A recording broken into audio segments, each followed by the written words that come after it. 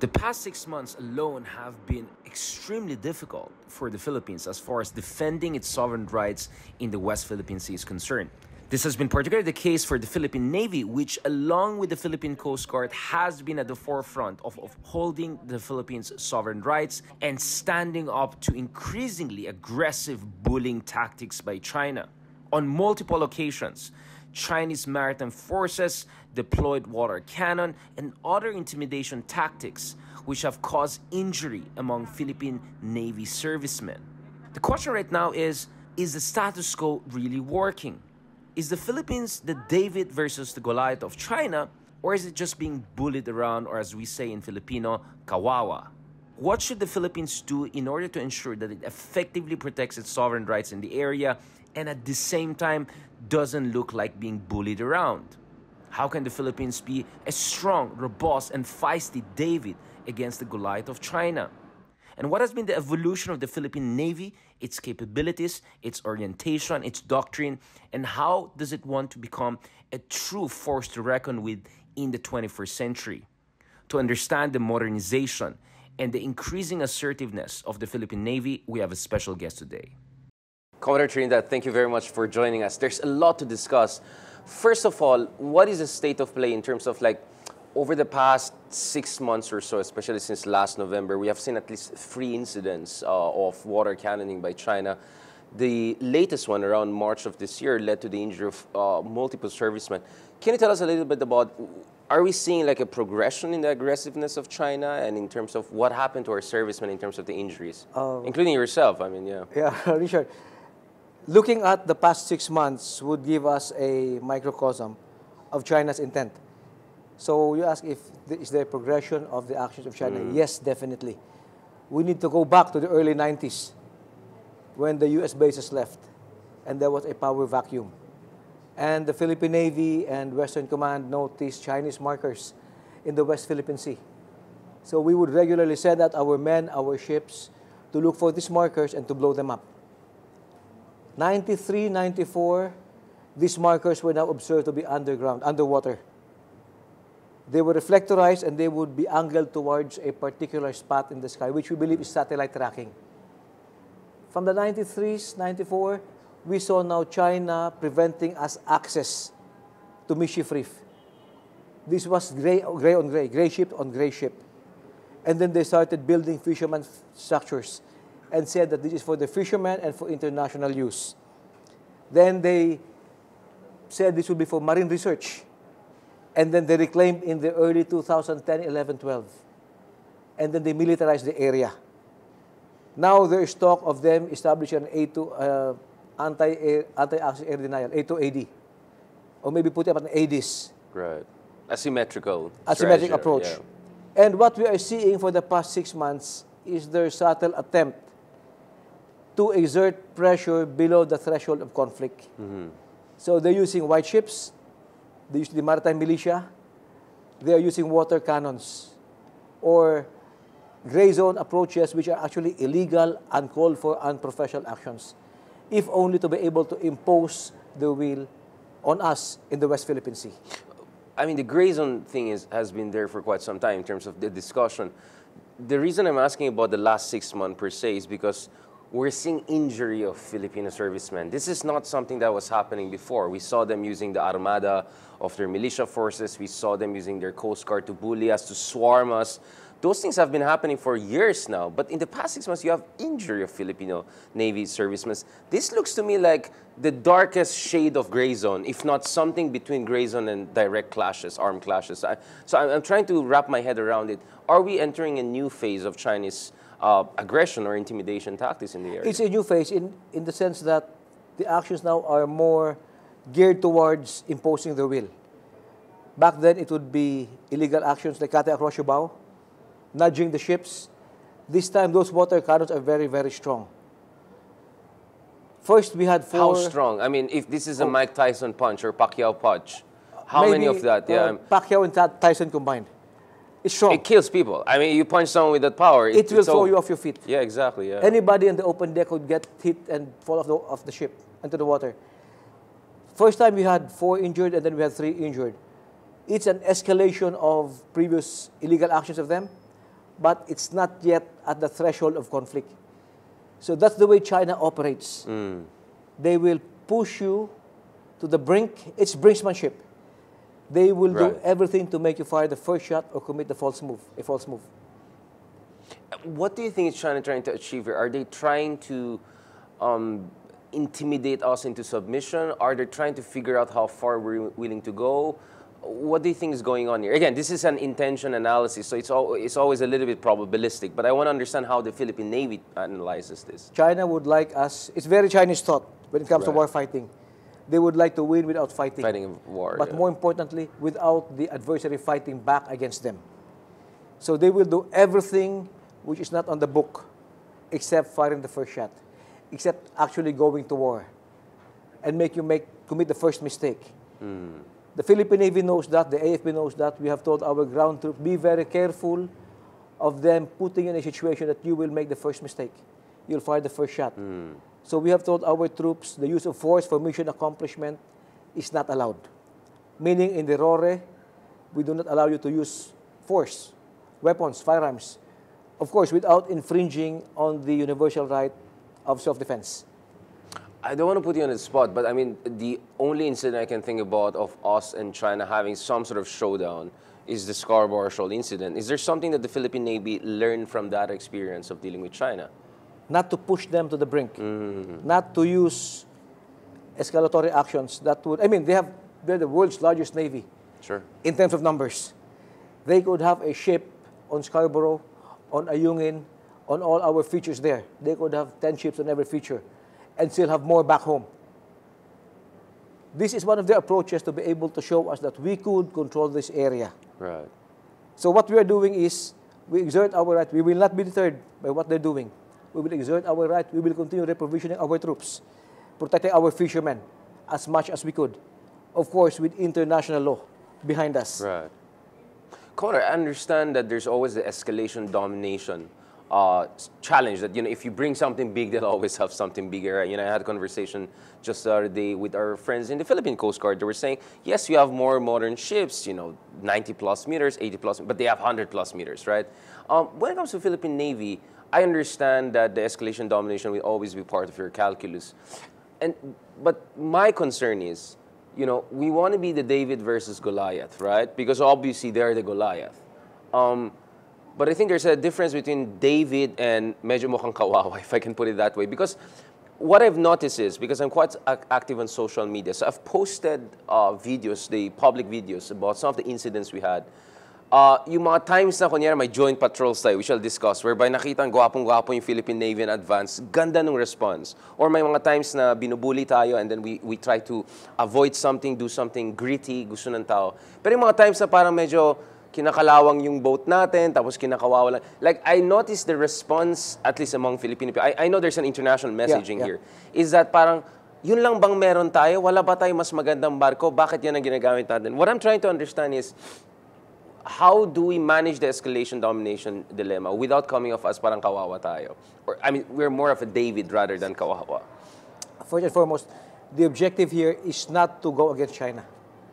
The objective here is to maintain our presence, to rotate our troops, to provide them supplies. China is trying to hinder us. So if they use a water cannon, the appropriate answer is not to use a water cannon back on them. Right. But it would make us look, na yung sinabi mo, what you mentioned, kawawa tayo. There are many options how to resupply our troops. Right. And in the West Philippine Sea, we have 9 features. 8 of those features, we have unimpeded access. Military, Navy ships, we use them for rotation of troops, for reprovisioning the troops there. Only in Ayungin Shoal, we had to use those contracted Unaiza May 1, 2, 3, right. So these and 4. are private boats? Yes, so, yeah, contracted by them because of the shallow draft. I see. When you go near the Ayungin Shoal thing. Yes, yeah, and they could go into on the shoal. Right. China is scared because China deceived the international community in the early 90s. Right. When they said, I mentioned earlier, Yeah, the fishermen fishing shelters, structure, yeah. marine research. And then when they reclaimed the areas, those features, and then they built bases. It said it's for HADR, humanitarian assistance, disaster response. Then they militarized it. They deceived the entire world. Now they're thinking, they said, we should not build on Ayungin Shoal. We should not construct on Ayungin Shoal. What we are doing is we are rotating the troops. bringing the supplies, maintaining the habitability, comfort, and safety. It will take more than those contracted boats to bring in construction materials. China brought in, large dredgers that could travel across the oceans. On steroids. I mean, that was geoengineering on steroids, what we saw from 2030 it was onwards. a world-class engineering effort to build an island in the West Philippine Sea. They're thinking we will do that to them. So they hit us with water cannons, and they approach those contracted vessels. They ask, construction materials. There were no construction materials on those vessels. These are just food supply, basic humanitarian food supplies, supply. maintenance, fuel for the generators, Right. paints for the upkeep. Right. So they are paranoid. I understand. So just the size and the type of the boats scream that we're not building giant stuff, because you cannot bring concrete, steel stuff with those kinds of boats, right? Yes. I see. But they're so much paranoid. They keep thinking that Oneida May 4, the bigger one, is full of construction materials. If it were full, Richard, you could not go into the shoal. Right. Because your draft you would sink I understand. deeper. So, yeah. But is there a way we have a boat na hindi mukhang kinakalawang, pero pwede rin you know what I'm saying? Because optics is important in international diplomacy, right? Because if you want the world to help you, and I deal with the world in terms of media and discussions and all, they want to help you if they know you can help yourself, right? Kaya nga, I always emphasize, our capabilities. We have actually modern ships, etc. Para alam nila may laban tayo. Kasi I think that's a very important thing. First and foremost, the platform for the resupply, if it's a water platform, must be able to traverse the reef. Right. So the draft will have to be shallow. There are options available right now on the table for the Commander of Western Command and Naval Forces West Commander. We leave it up to them. Yes. Previously, it has been done by air. Right. We have used smaller boats. So these options... There are a range of options. Yes, yes. We leave it up to them. Right. I mean, I remember the aerial drops, this is I think 2014-15, when the first, the tightening of the noose by China was starting by then. Yes. May I also ask, to what degree are our allies helping in? Because from my understanding, the Americans had drones over the horizon. There were some of their corvettes or some of their advanced warships in the area, or at least this is the reports we're seeing internationally. Are Americans being helpful in accordance to our treaty obligations, etc.? Because people only talk about the treaty when it's a question of war. But the alliance is not just about war situation. The alliance is precise to avoid the war situation by being helpful in a pre-war scenario, right? The MDT is more, the alliance is more than just a treaty. It is a shared relationship, shared values, common history for more than a century. And the MDT is just a reflection of that. The U.S. has been very helpful in the sense that our concern is territorial integrity, access to our features. The concern of the U.S. and the international community is freedom of navigation in the high seas, that no one country must be allowed to change the international rules-based order. Right. That is what China is doing. So they support the Philippines along that line. It just so happened, Richard, that geography, we are blessed with a geography that we're now on the front line of China's expansion. Right. So all countries have, come to, a lot of countries have come to us expressing support. So you're saying it's not just the United States. I mean, of course, you're going to have, people, Ambassador of Canada, among others, to discuss, because the other allies are also pitching in terms of helping the Philippines, because we're a frontline state. I think the president put it that way in his Australian Parliament speech not long ago. Yes, Japan has expressed support. Australia, New Zealand, India, Vietnam, European countries, Canada, of course, the U.S. So we thank these countries for their support. And some of them have sent ships here for activities in the West Philippine Sea. Right. In fact, right now we have Balikatan, which is ongoing. Right. And there was a maritime sail, a maritime component for BK, which involved the French Navy, the U.S. Navy, and the Philippine Navy. And we noticed that China's behavior changed during the conduct of the maritime activity. Right. Pwede natin ulitin yung part kasi yung balikatan is baka will be after. Wag muna. Yeah, okay. Yeah. Okay lang, sige. Ulitin ko na, I'll just have an article. Actually, that's an important part I want to discuss later. But let me go back first to Ayungin pa rin. I'll answer. Okay. Going back to the Ayungin Shoal issue, again, I have to bring this out. I've asked the other folks in different agencies of the government.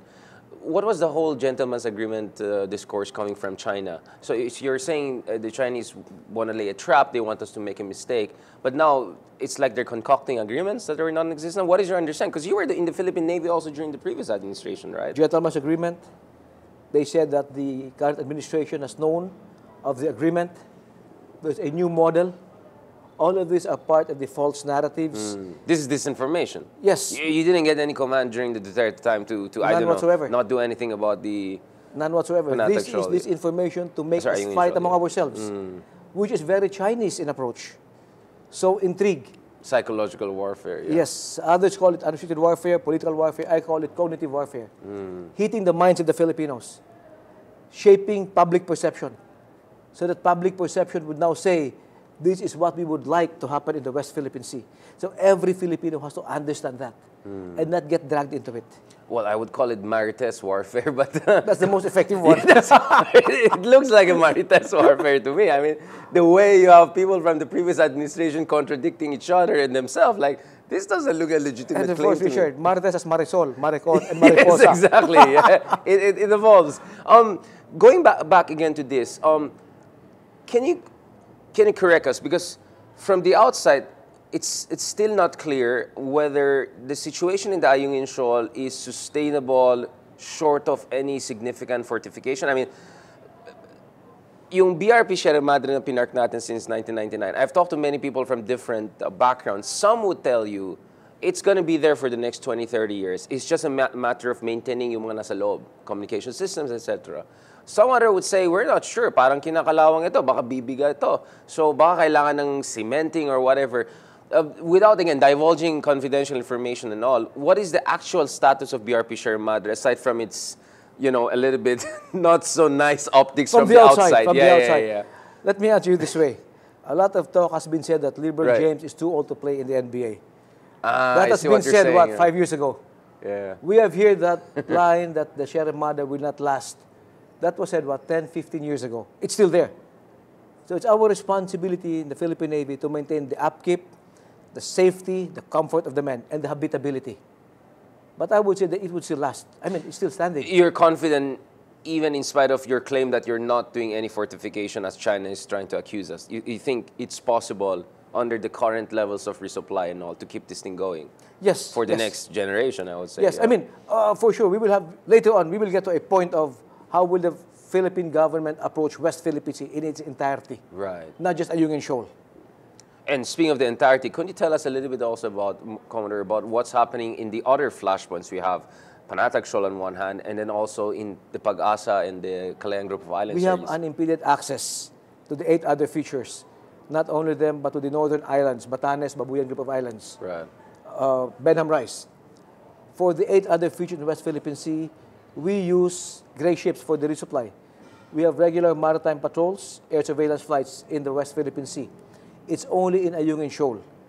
So Ayungin Shoal has become symbolic of the Philippine stand on the West Philippine Sea. And you think the game plan here is just to tell China, we're not a pushover. You keep on forcing it, nothing's going to happen, right? So you just have to accept we're going to stay there and we're not going to move, right? If we back down from Ayungin Shoal, it would send a wrong message. Right, that they can push the envelope on other areas. So thank you actually for mentioning the Batanes and the northern orientation of the country, because a part of me senses that one of the biggest worries of China is how we're getting active on the northern front, which has to do with their Taiwan concern, right?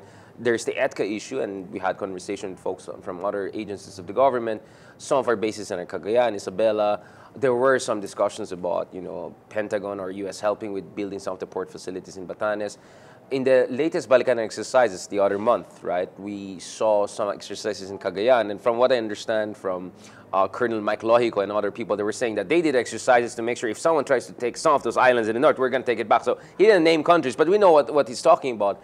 Can you tell us a little bit about that? In Mavulis, for instance, we're fortifying our naval position. What's going on there? Is this part of our natural comprehensive archipelagic defense strategy, concept strategy, or is this just also us preparing for potential contingencies to the north? We have to look at this from the perspective of the Philippines finally putting ISO, or internal security operations, to a level of being inconsequential level.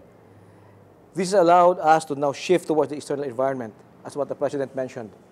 Part of this would be taking cognizance, having more troops in our outlying features. And we have been so focused on the West Philippine Sea. Up north, we have Batanes province. We have the Babuyan group of islands. The northernmost island is Mavulis. You're right. It's very close to Taiwan, right? Just over 100 yes, miles. 100 miles, yeah. And the AFP Northern Luzon Command established a outpost there. They put up the Philippine flag, if only to show that we are now looking after our outlying islands. If not, if there would be a vacuum, China might creep in. Right. And if it's geographically isolated, with no government presence whatsoever, just like what happened in West Philippine Sea in the early 90s, other forces might come into play. So developing those islands should not pose a threat to any other country, especially China. We owe it to every Filipino and the future generation of Filipinos to ensure that these islands would remain part of the Philippines. And how important it is for the Philippines to be prepared for potential contingency in the area, considering how close Taiwan is to us, and it's a giant island, if God forbid the status quo changes there. The AFP is always prepared for, we do a lot of planning, contingency planning, what ifs. So for this particular scenario, what should we prepare for? What should we plan for? And we look at flashpoints in the region. Malacca Strait is important. Right. West Philippine Sea is important. North and South Korea is a flashpoint. Taiwan is a flashpoint. What if something escalates there? How would we respond? Do we need seaports? Do we need airports? Do we need more structures, more facilities to receive the backflow of Filipinos? Sabah issue. We repatriated from Sabah a lot of Filipinos in the past. So we should be prepared for any eventuality. So our preparation must not pose a threat again to any other country. Now, speaking of preparing for any eventuality, I mean, it's also about capability, right? It's not only about coming with nice doctrines or, you know, asking friends to come in and help. So the Philippines is looking at a massive modernization program over the next 10 years. Some figures put it at around, what, $35 billion over 10 years. So every year, that's not significant compared to our neighbors and peers. And Philippine Navy and Air Force seem to be more and more the focus, because you spoke of 1990s during our very first question, and speaking of history, I mean, my goodness, if you look at the Philippines in the 50s, 60s, we had one of the most advanced armies in the region. I wrote a piece about South China Sea and how, you know, Kissinger and Nixon administration were panicking about the Philippines, you know, as we were like the little bully to them. Like madadamay tayo dyan, di ba? Like, so that's why U.S. had to be strategically ambivalent. That's how capable the Philippines was. And then you had the unfortunate breakout of war in Mindanao, internal insurgencies for half a century that really drained the Philippine armed forces. But now we're moving outwards in external orientation, and the Navy and the Air Force are a big focus. Can you tell us a little bit about how far we have come since for the late President Aquino pressed for the revised AFP modernization in 2011-12, how far we have come in the past 10 to 12 years, and how far we want to go and we need to go in the next 10 years as we move to the Horizon 3+ approach? Let me answer you this way, Richard. First and foremost, we are a maritime nation. Right. We are an archipelagic country. Secondly, the posture of the armed forces must be to allow us to secure the integrity of the territory, all the way up to the exclusive economic zone, as what the SND mentioned, Secretary Chidoro. Our modernization doesn't have an end state that we would say after spending this much or after getting this capability, we're good. We have to understand the fast pace of innovation today, of technology-driven military hardware. So it should get to a point that we would say we could ensure territorial integrity, national sovereignty, and look after the welfare of the Filipino wherever he is around the world. But it won't stop there. It is a continuing investment, not a cost, in defense and security to allow the AFP to perform its mandate. And continuing also in relation to the threats, right? Yes, I mean, yes. I mean, maybe jumping 10 steps is good for you, but if the other side is jumping 100 steps, then suddenly 10 steps is not good. Exactly, right? So you're adjusting also to the environment, to the evolving environment. Look at the threats, look at what capabilities you will need to address the threats, and forthcoming threats, and see how fast you could keep pace with them. So there's no end state to that. It's not a cost that we should say, "Hi, salamat, thank you. I'm done with spending for defense and security." It is an investment for the country. There's no room for complacency. Now, just going back to this, just a little bit more details, like what are the new capital ships and acquisitions we have? But I personally visited some of them and they look pretty good. I mean, mukhang BTS, I mean, Korea made yung mga yan, di ba? I mean, medyo modern. And again, this is very different from these stereotypes of, you know, Philippines, backward, walang Navy. I mean, I've seen it personally. We're on the move. You're absolutely right. We're not there yet. You never know if we'll ever get there. It's you have to just keep on going. But for the purpose of our audience who are not geeky like me or like not keeping tabs with the new acquisitions and all, ano yung mga bagong barko natin? What kind of capabilities do they give us in terms of patrolling, in terms of responding to contingencies?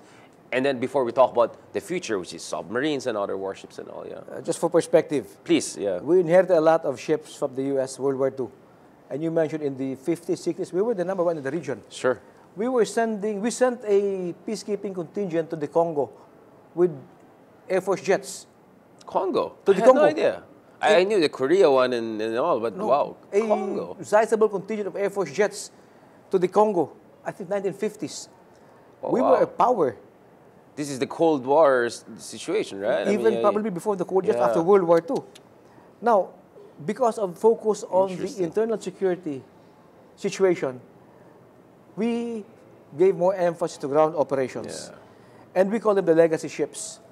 The Navy leadership, I think, for the past early 2000, 2010, 11, 12, we started decommissioning the old ships. And we put in a request for newer ships. And we got the frigates from, before even the frigates, we got second-hand ships from other countries donated, also from Korea. And then we got these brand new frigates from Korea. It was a good start. Right. It allowed us to let go of more legacy ships as we got more modern ones. So it's like a multi-phase modernization, right? Yes, we got the landing docks from PT PAL of Indonesia. We have more coming from Korea, the corvettes, the offshore patrol vessels, more frigates, aircraft. The Marine Corps got the BrahMos anti-ship missile. It's not only the hardware, it's also the mindset, the education and training approach. We have to ensure that our men and women understand modern technology, modern warfare. We need to have the right tactics, techniques, and procedures in place. So it's modernization across a broad front that will cover doctrines, organization, training, personnel, leadership, facilities, and material. And what are the capabilities that some of these warships have? Again, not to give away to our enemies, but you know, in terms of for the people to be aware. I like, for instance, the BRP Rizal, right? I mean, it looks pretty good to me. I mean, what kind of missile systems capabilities do these have? Can they allow us to, you know, fight the 21st century war for that matter, if I can put it that way? A warship is known for its capabilities to fight on 4 fronts: air, surface, subsurface, and cyber. Oh, I would say, yes. I would say that electronic warfare. You're right, cyber fire, yeah. I would say that our modern warships have capabilities across the 4 domains of warfare. And we're constantly developing on these kinds of things. Yes, it's a continuous, like what you mentioned earlier, it's a continuous process of developing and acquiring and training. Speaking of acquiring and developing and all, I mean, the joke I always hear is that it's one thing to, you know, to get nice fancy cars, another thing to make sure you got a parking lot for them. One of the issues that came up in 2018-19 when the Hanjin yard was up for grabs and some were suggesting maybe some Chinese companies were interested was, I think Secretary Lorenzana back then came out, wait, we need something for our own guys, right? The parking lot for our own new warships and all. And I was shocked. I didn't know that we had a parking lot problem. Are we addressing that in terms of having a parking lots to make sure we can put our warships in a safe place, na hindi exposed and all of that? Yeah. We're learning. We're learning. Coming from the internal security mindset. Right. We never thought back then that, you know, we would need modern ports or airports or even other ground facilities for our forces. So the Philippine Navy strategic basing approach has already identified where we need, what we need to construct, what will be the capabilities for the forward operating bases, the main operating base. We have right now ongoing in Cebu a construction of a, you know, that will be one of the main bases of the Philippine Navy. We have up north, we have in the West Philippine Sea area, we have in Sangley Point. So these are approaches that would allow us better capability to address the needs of our ships while not out in sea. Before we go to our range of allies, I mean, I have my own list of, you know, Fantastic Five and Magnificent Seven. We're looking at, Britain, France, Spain, Sweden, Germany. But before this, let's talk about our big three allies partners first. I mean, first of all, the United States. The big debate right now is, it's great for the Philippines to build its own capability, to have more awareness and all, but what is your response to people who are saying, maybe we're suddenly going back into the mold of over-relying on the Americans, bringing Americans too much in, allowing them to kind of scramble the game? Because I think the Chinese, I'm not sympathetic to their position because they always think they're the victim, but it kind of helps their propaganda or, I don't know, paranoia when they see more and more American presence in the Philippines. I mean, the Balikan exercises recently was huge, and you're talking about 11,000 American troops. There was a Typhoon missile launcher system deployed. The HIMARS was used for drills.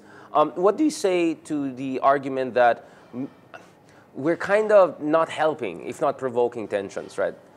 What is your response to that? Number one, it's not about great power competition. It's about national integrity of the territory, sovereignty. Secondly, what happens internally is a reflection of external events. In the early 2000s, after 9/11, we had U.S. forces training us, helping us. Counterterrorism, yeah. Yes, counterterrorism. And what happens internally is what we tell them. We need capability building along this line. We need to develop this particular, equipment. So wherever the interest and our interest would meet, then let's talk, let's exercise. Other countries, especially China, should not feel scared or offended. This is the current reality of the international arena. And we are not following, we are not stirring up trouble in the West Philippine Sea. We are protecting what is ours. China is stirring up trouble in a very subtle manner, not obvious to everybody. So every Filipino I think has it's to now understand. obvious after everything It's happening. not obvious. It's not obvious. Yeah. Yeah. Every Filipino region has to understand. China operates very subtly, without being, Right. seen on the radar screen. But that's one of the approach of the government right now: transparency. We show the world what China is doing, and we have noticed a change in their behavior for this particular BK. The reason I ask that is because I think there's a little bit of an ambivalence also here, because there are times that you hear the president saying that, we don't want any of these EDCA bases to be used for offensive purposes. And at the same time, sometimes you hear from certain quarters in the government, including the AFP, that, maybe they'll be used for contingency and all of that. Is that a strategic ambivalence, or is that something else? It's like it's still an ongoing discussion about, is it a refinement, still figuring out the details of the game? It has come to the highlight because of the close relationship between the Philippines and the U.S. But we also have to look at what is happening between the Philippines and Australia. We elevated our relationship to one of a comprehensive or strategic partnership. We're going to do the same with the Philippines and Japan. New Zealand. And New Zealand, yeah. And Japan. Yeah. And we're building up stronger ties with Vietnam, with India. And France would like to come in and have a VFA with us. So the EDCA was just put into the microscope because of our closeness with the U.S. But other countries would like to get there too. There's so much more to this story than just U.S. and the Philippines, right? That's what you're saying. Yeah? Yes. And the reason I also say is that because there's also more, U.S. also has a lot of concerns around the world. We saw them, they passed that, $6 billion. A huge part of that was Ukraine, 60 billion Ukraine, 7 billion Israel. So, yes, there was more to the Philippines, but you can see the U.S. has also a lot on its plate, to put it mildly. So you're saying it's also natural for the Philippines to reach out to the others who are willing to help, who have the capabilities, of course, right? Yes. Yeah. Yes. We are a sovereign country. Whom we engage to attain our national interest is our call. Right. And can we talk a little bit about this? So, for instance, Japan now is pushing for an RRA, a Reciprocal Access Agreement. How important is this? Again, I'm playing the devil's advocate here, right? Which is like the idea of, like you're hearing all this propaganda. Japan, since Second World War and the horrible, they want to come back here and we're welcoming that. Isn't this horrible for our sovereignty? What is this Reciprocal Access Agreement? Does this mean the Japanese troops will be stationed in the Philippines, rotation like Americas? Or no, this is more like more drills, more mutual logistics kind of exchanges, weapon systems exchanges? What are we looking at here? Without jumping the gun. Again, without jumping the gun, right? In theory, what we're looking at in terms of... It would allow us, the AFP, and the Japanese self-defense forces to engage ourselves better. Interoperability. Longer. Yeah. Yes. It is not talking about stationing troops here in bases. That's not, out of the question. Right. That's out of question. Yeah, exactly. Because there's a lot of like foggy disinformation, as you said. Psychological warfare is being played. So I think it's important we get this kind of clarification. And then there's also this discussion of the Philippine submarine force, which is quite ambitious. But I was thinking about it. Even Myanmar has submarines. Last time I checked. So, but like, I mean, people say, "Oh, submarines for a rich country," but like, North Korea, Myanmar, extremely poor countries have these things. I'm not saying we should be like them, but you know, Singapore just got their latest one from Germany, a huge, important one. The Malaysians also have that. The Thai also have submarines. So I think these are our peers. I mean, it's not like these are like first world country 10 times our sizes. First of all, why the delay in getting submarines? I mean, you're right. I think we're like the 5th or 6th largest country in terms of coastline, as big as Russia's. Yeah. So it doesn't make sense for us not to have any subsurface capability in terms of submarines. What is a submarine debate? What are we looking at here? And I'm seeing France, Spain, and Korea, all of them offering us deals. I think Korea, obviously, they already have a headway, but the French are also known as world-class providers of submarines. The undersea world is a domain of warfare. Right. A modern navy, a modern military must have that capability. I mentioned the 4 domains: the air, the surface, electronic warfare, and of course subsurface. Yeah. Subsurface warfare is more than just a submarine. The submarine is a component of different capabilities for undersea warfare. You need to know what's there. You need to hear what's there. You need to be able to train your men for undersea warfare. Right. Developing that capability will take years. 10 years, probably 5 to 10 years. We could crash on the timeline, but we're very thankful to the national leadership, defense establishment, and our political leaders who have finally found the need for the Philippine Navy and the AFP to have undersea warfare capability. What type of submarine? That remains to be seen. Right. Because there's electric, there's diesel. Well, not nuclear powered. I think we're not there yet. But mid-size, you have large exactly. ones. There's also that. Yeah. And of course, the missile systems you're going to use for that. So there's a lot going on there.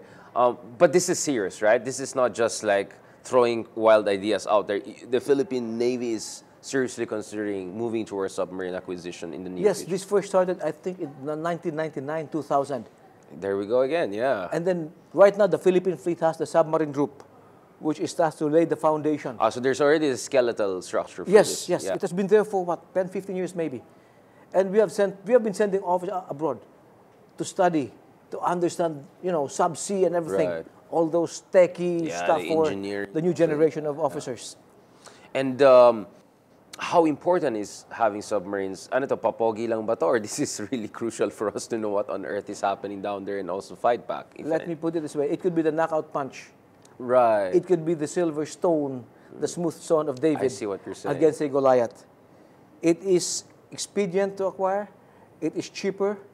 It affords you asymmetric. Nowadays, yeah. Yes. Nowadays. Yes, compared to having a big navy. Right. It allows you an asymmetric capability. It is difficult to detect a submarine underwater, even the old ones. Right. You need to send a sizable number of surface assets to track detect one submarine. I see what you're saying, yeah. And if you could only threaten the capital ship of a foreign naval force, you are sending a strong message to them. So it's a force multiplier in that sense, right? Yes. Like one submarine will pin down like 10, 20 warships on the other side to go after it, right? If we look at the Falklands War. Yeah. Argentina and Britain, yeah. Yeah. The Brits declared a 200 nautical mile exclusion zone with their around the submarines, Falklands, except for the submarine. Wherever she is, we have to take her out. Right. Because that submarine could threaten the entire task force of the British. So one submarine could be a big headache for the entire... One old submarine. One old Argentinian submarine for that matter, right? Yeah. I see. I think, yeah, there's not enough appreciation of what a force multiplier submarines are. And we'll have a parking lot for that too, just in case. Oh, yeah. Part of developing this would be the bases, the base for it, the surface support, the training for the officers and the men. Right. Because I visited the one in Vietnam, where they put their kilo-class submarines. Yeah. The new one they got from Russia, which is better than the Chinese one that they got from Soviet Union indirectly before. And they were telling me it's not a joke. I mean, operating submarines, you have to have the whole infrastructure. But we have deep water geology, right? I don't think we're going to have a hard time finding. We have waters that will make submarine warfare applicable. Yes, applicable. So we have the conducive kind of geological settings. last question, Commodore.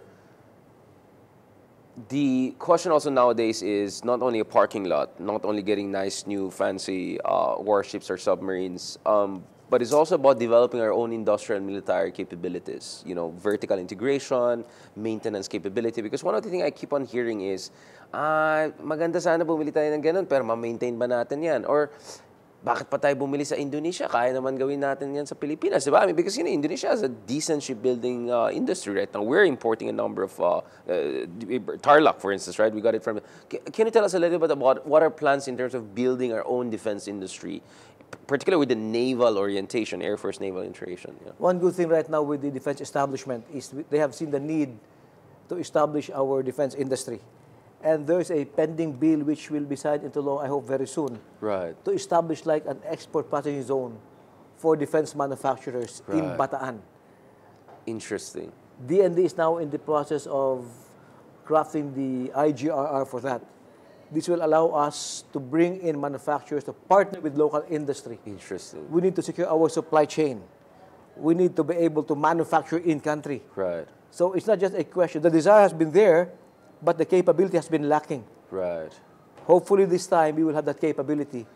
And I mean, Turkey 20 years ago was where we are today. And now they're a drone superpower. Yes, look at them. Like India now is making, I mean, BrahMos is really Soviet. Indonesia. Indonesia, exactly. Brazil obviously have been a big player. So if these developing countries, these are not first world, these are developing countries, if they can go so far in 20 years, definitely I think the Philippines can move in that direction if the legal infrastructure is We have to start somewhere. And we could start today. And a good starting point, I would say, yeah. On that note, thank you very much, Commodore, thank you for so that much. fantastic conversation. I'm sure we'll have to have a catch up soon again. Unfortunately, there's going to be a lot of drama and development, but hopefully short of something crazy. Thank you so much for that very comprehensive overview of the Philippines Navy's outlook, how we look at the challenges on the ground, and also what we should be done moving forward. You're Maraming welcome, salamat, sir. Richard. No problem. Pleasure. Catch us again next week here on One News. You can also check out the long conversation on Spotify, YouTube, and Google Podcast. I'm Richard Hidarian, and this is The View from Manila, where One News, all sides, all the time.